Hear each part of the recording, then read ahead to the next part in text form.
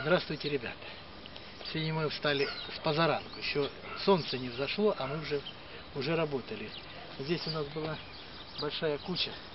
Значит, тут мы осенью выносили и листья здесь, и бодылка разная, и ветки, и лоза.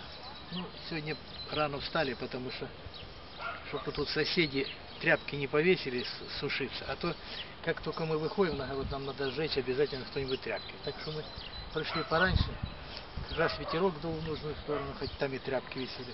Ну, короче, мы подожгли вот эту кучу здесь. Вот.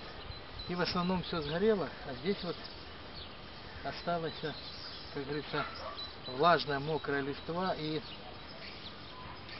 прошлогодние тут такие веточки вот остались. И вот еще там вот догорает. Ну, пока оно догорает, значит, что я хочу теперь сделать? Теперь я хочу здесь вот натянуть веревочку, поставить колышки и вот эту всю кучу окультурить ее, чтобы она была ровненько, культурненько, где подровняю ее. Вот.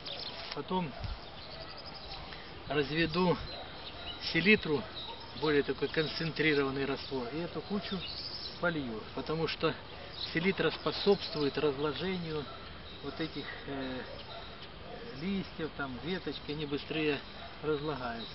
Ну, после того, как селитра немножко тут поработает и придет время, которое время придет, значит, мы будем тут кое-чем заниматься. А кому интересно, подписчики будут следить вместе с нами, что мы будем тут делать.